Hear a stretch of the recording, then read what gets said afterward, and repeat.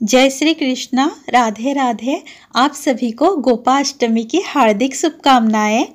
आज के हमारे इस वीडियो में हम आपको गोपाष्टमी की कथा एवं पूजन विधि के बारे में बताएंगे। कार्तिक मास में शुक्ल पक्ष की अष्टमी तिथि को गोपाष्टमी का पर्व मनाया जाता है। इस दिन खास तौर पर गौ माता की पूजा और सेवा करने का विधान है।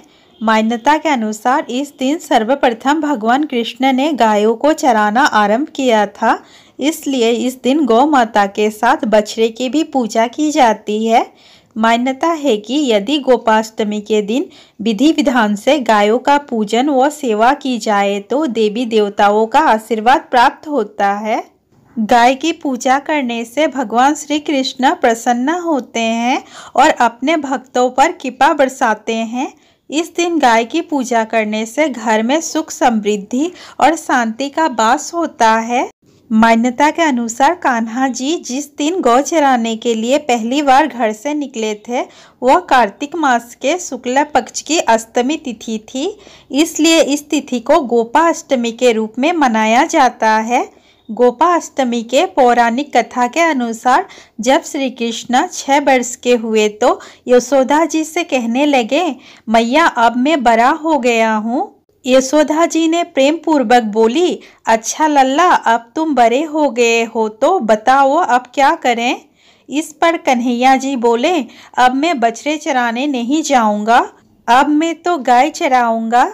इस पर यशोदा जी ने कहा, ठीक है, बाबा से पूछ लेना। अपनी मैया के इतना कहते ही झट से कृष्ण जी नंद बाबा से पूछने पहुंच गए।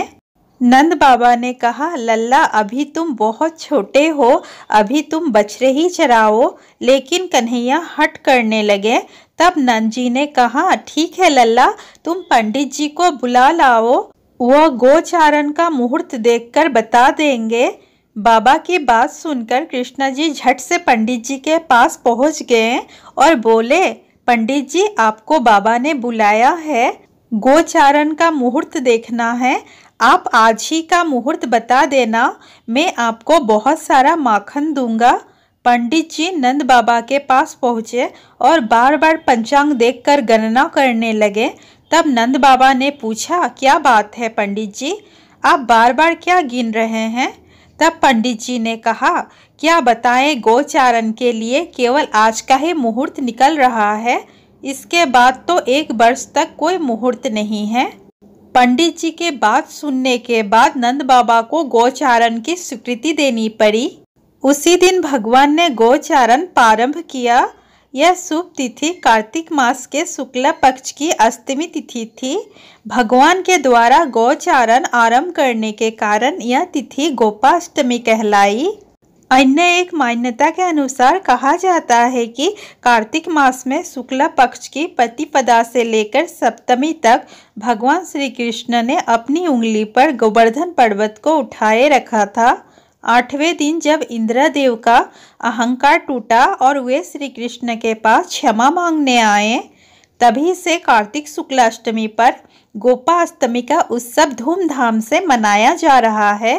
प्रेम से बोलिए कन्हैया लाल की जय, गौ माता की जय। आइए अब हम गोपाष्टमी की पूजा विधि के बारे में जानते हैं।